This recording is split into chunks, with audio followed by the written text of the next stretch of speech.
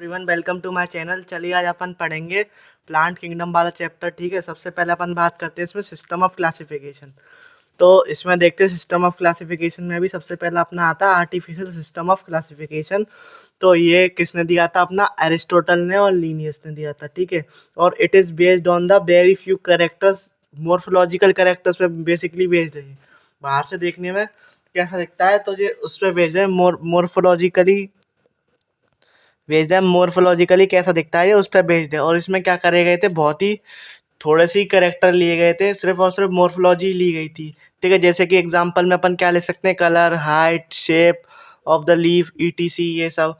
और इसका एक ये भी ड्रॉबैक था कि इन्होंने क्या करा था, इक्वल वेटेज दे दिया था वेजिटेटिव करेक्टर्स को भी as well as sexual characters को भी, जो कि अपना एप्लीकेबल एक्सेप्टेबल नहीं था। ठीक है, जो कि अपना एक्सेप्टेबल नहीं था। इस वजह से जो सिस्टम ऑफ क्लासिफिकेशन है उसमें आर्टिफिशियल सिस्टम को फेल कर दिया गया। ठीक है, अब अपन बात करते हैं नेचुरल सिस्टम को। तो इन्होंने काफ़ी सारे करेक्टर्स को लिया था इसमें, इन्होंने काफ़ी सारे करेक्टर्स को लिया था। और इसको जो डिस्कवर करा था वो करा था बेंथम एंड हुकर ने। ठीक है, नेचुरल सिस्टम ऑफ क्लासिफिकेशन को डिस्कवर करा था वो करा था बेंथम एंड हुकर ने। और he considered many characters like external internal features. ठीक है, एक्सटर्नल दिखने में कैसा है, इंटरनल से कैसा है, मोर्फोलॉजी कैसी है, उसकी एनाटॉमी कैसी है, अल्ट्रा स्ट्रक्चर और एम्ब्रियोलॉजी, इन सब के बेसिस पे इन्होंने क्लासीफाई करा था नेचुरल सिस्टम में। ठीक है, एक बार फिर से बता देता हूँ कौन कौन से करेक्टर थे। अपना एक्सटर्नल, इंटरनल फीचर, मोर्फोलॉजी, अपना एनाटॉमी, अल्ट्रा स्ट्रक्चर और अपना एम्ब्रियोलॉजी, इन सब के बेसिस पे natural system Bentham and Hooker ने बनाया था। अब अपन बात करते हैं फाइलोजेनिक सिस्टम। देखो, फाइलोजेनेटिक नाम से आपको समझ में आ रहा है, it is based on the evolutionary relationship among the different organism. ठीक है, ये अपना किस पे बेस्ड है? इवोल्यूशनरी रिलेशनशिप, यानी कि हिस्ट्री पे बेस्ड है। अपने एंसेस्टर दिखने में पहले कैसे थे, मतलब अपने नहीं, प्लांट के एंसेस्टर दिखने में कैसे थे। तो ये वाला सिस्टम है ना, जो अपना पूरा एंसेस्टर्स पे, हिस्ट्री पे बेस्ड है बेसिकली। अपन बात करते हैं इसका जो फोर्थ पॉइंट है, मतलब फोर्थ जो क्लासिफिकेशन, टेक्स न्यूमेरिकल टेक्सोनॉमी।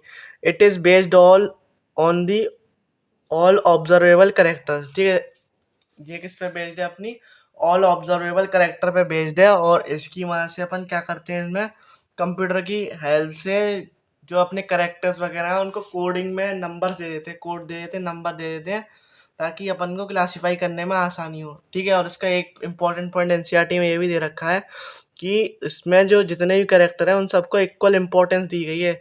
ज़रूरी नहीं है कि उसकी लाइफ साइकिल के लिए इम्पोर्टेंट है कि नहीं है, फिर भी वो सारे करेक्टर्स को सारी इक्वल इम्पोर्टेंस दी गई है। ठीक है, तो ये होता है अपना न्यूमेरिकल टेक्सोनॉमी। अब अपन बात करते हैं साइटो टेक्सोनॉमी। देखो, आपको नाम से ही समझ में आ रहा हो, साइटो यानी कि कुछ सेल से रिलेटेड है। तो ये वाला जो है, it is based on the cell information, just like chromosome number, chromosome structure.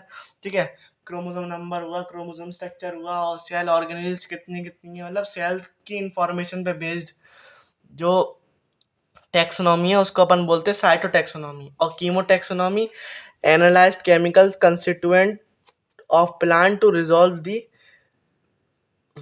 Confusions. ठीक है, तो उसको अपन बोलते हैं कीमोटेक्सोनॉमी, जो कि बेस्ड है अपनी किस पे? केमिकल कंस्टिट्यूएंट पे। ठीक है, जो कि अपनी बेस्ड है किस पे? केमिकल कंस्टिट्यूएंट पे।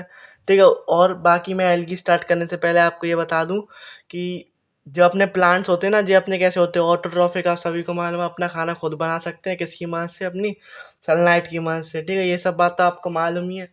और आप है ना, एक बार इसका इंट्रोडक्शन वाला पार्ट पढ़ लेना, जो उसका इंट्रोडक्शन वाला पेज होता है उसको देख लेना एक बार। और फिर ठीक है, और फिर अपन एल्गी एल्गी स्टार्ट करते हैं। ठीक है, आप उसको एक बार देख लेना।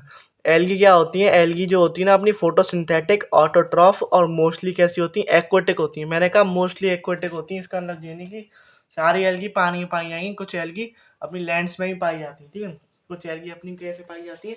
लैंड्स में ही पाई जाती हैं। तो आपको ध्यान रखना है, इसमें लिखा है मोस्टली एक्वेटिक होती हैं, और ऑटोट्रॉफ तो आपको सारी मिलेंगी। ठीक है, और जो इसकी बॉडी होती है वो थैलॉइड होती है। ठीक है, कैसी होती है इसकी बॉडी? थैलॉइड बॉडी होती है। थैलॉइड यानी कि ट्रू रूट, स्टेम, लीव ये सब एब्सेंट होंगी। इसकी बॉडी को आप देख के डिफरेंशिएट नहीं कर सकते। जैसे कि आपके सामने एल्गी है, ठीक है, जैसे कि आपने देखा होगा अगर आपने 12th क्लास में पढ़ा होगा यूट्रोफिकेशन, तो आपने देखा होगा कि नदियों में अपनी ग्रीन ग्रीन कलर की परत सी जम जाती है, ग्रीन कलर की लेयर सी जम जाती है पानी के ऊपर, तो वो अपनी क्या होती है, एल्गी होती है। तो आप उसमें डिफ्रेंशिएट कर सकते हो कि अपना कौन सा रूट है, कौन सा लीफ है, कौन सा स्टेम है, नहीं कर सकते ना। तो इस वजह से जो उसकी बॉडी होती है वो अपनी थैयरॉइड बॉडी होती है, ठीक है। अब बहुत सी क्या होती हैं एल्गी, कॉलोनीज में रहना पसंद करती हैं, कॉलोनियल होती हैं। उसका एग्जांपल अपना वॉलवॉक्स है। अब बहुत सी कैसी होती है, फिलामेंटस, यानी कि एक फिलामेंट एक थ्रेड लाइक जैसे, ठीक है, यानी कि एक आपका फिलामेंट एक थ्रेड लाइक जैसे, ठीक है। जैसे कि ये मान लो आपके ऐसे फिलामेंट एक थ्रेड लाइक जैसे होती हैं, तो इनको अपन बोलते हैं फिलामेंटस। फिलामेंटस के जो आपके एग्जांपल हैं वो आपका यूलोथ्रिक्स और स्पाइरो वगैरह, ठीक है। यूलोथ्रिक्स और क्या अपना स्पाइरो वगैरह। और कुछ आपकी एल्गी ऐसी भी होती हैं जो कि मैसिव प्लांट बॉडी बनाती हैं, मैसिव प्लांट बॉडी बनाती हैं। तो उसका जो एग्जांपल है आप सभी को मालूम है, केल्प, जो कि अपना कितने मीटर लॉन्ग होता है, एनसीईआरटी में दे रखा है, एनसीईआरटी में दे रखा है अब 100 मीटर लॉन्ग होता है, ठीक है। और यूनिसेलुलर एल्गी की बात करें तो आपको मालूम है क्लोरेला और स्पिरुलिना। स्पिरुलिना का आपको ये बताना है कि एक चैप्टर में यूज और दे रखा है इसका, आपको बताना है कमेंट्स में कि कौन से चैप्टर में दे रखा है, उसका क्या काम होता है, ठीक है, स्पिरुलिना और क्लोरेला का, ठीक है। ये अपनी कैसी होती है, यूनिसेलुलर एल्गी होती है। अब अपन आगे बात करते हैं, अब अपन देखते हैं इसकी रिप्रोडक्शन इन एल्गी, ठीक है, रिप्रोडक्शन इन एल्गी। उसमें सबसे पहले बात करते हैं, देखो वेजिटेटिव रिप्रोडक्शन, चाहे अपना एल्गी हो, चाहे अपना स्मॉल कुछ इनवर्टिब्रेट्स हो, चाहे आपका ब्रायोफाइट्स हो, ठीक है। और इन सब में कैसे होता है अपना वेजिटेटिव रिप्रोडक्शन, मेनली भाई फ्रेगमेंटेशन ही होता है, ठीक है। मेनली कैसे होता है अपना, मेनली भाई फ्रेगमेंटेशन ही होता है इसमें, ये बात आपको ध्यान रखनी है। मेनली भाई कैसे होता है उसमें, फ्रेगमेंटेशन ही होता है, ठीक है। तो अपना वेजिटेटिव रिप्रोडक्शन इसमें भाई फ्रेगमेंटेशन, और asexual reproduction by spores making, ठीक है। स्पोर्स यानी कि एसेक्सुअल रिप्रोडक्शन में जो स्पोर इस्तेमाल होते हैं वो होते हैं अपने जू स्पोर। कौन से होते हैं, अपने जू स्पोर इस्तेमाल होते हैं ये सेक्सुअल रिप्रोडक्शन में। और सेक्सुअल रिप्रोडक्शन में on the basis of fusion of gamete मिलके बनते हैं अपने आइसोगैमीट, एनाइसो और ऊ। देखो आइसो में यानी कि दोनों सेम है, ठीक है। आइसो मतलब क्या होता है कि दोनों सेम है, और एनाइसो में क्या होता है कि साइज में दोनों सेम नहीं है, एक छोटा है तो एक बड़ा है, ठीक है। और ऊगैमस तो बिल्कुल ही अलग है, ठीक है। एक एक करके अपन बात करते हैं। आइसोगैमस में दोनों सेम, इसका एग्जांपल आता है यूलोथ्रिक्स, स्पाइरो वगैरह। स्पाइरो वगैरह में आपको एक चीज़ और ध्यान रखनी है कि अपना कैसा होता है, आइसोगैमस नॉन मोटाइल, लिख दे रहा हूँ मैं आपको। ये होता है अपना आइसोगैमस, तो आपका लिखा है ये नॉन मोटाइल होता है ये, ठीक है। आपसे एग्जांपल पूछ ले, मान लो आइसोगैमस नॉन मोटाइल कौन सा होता है, तो आपको ध्यान रखना है कि अपना कौन सा होता है, स्पाइरो वगैरह होता है। एनाइसोगैमस का जो अपना एग्जांपल है वो यूडोरिना है। और आपका ऊगैमस जो कि अपने ह्यूमंस में भी पाया जाता है। स्पर्म कैसा होता है, जो ह्यूमन, जो मेल गैमिट होता है स्पर्म, जो कैसा होता है, छोटा होता है, मोटाइल होता है। और आपने देखा होगा एग स्पर्म के कंपैरिजन में कितना बड़ा होता है ना, और नॉन मोटाइल होता है। तो यही यही सेम अपना ऊगैमस में यही होता है। इसका जो एग्जांपल आएगा वो आएगा अपना बॉल बॉक्स, और आएगा अपना फ्यूकस, ठीक है, बॉल बॉक्स और फ्यूकस। अब अपन बात करते हैं कुछ इकोनॉमिकल इम्पोर्टेंस की, इकोनॉमिकल इम्पोर्टेंस की बात करते हैं। तो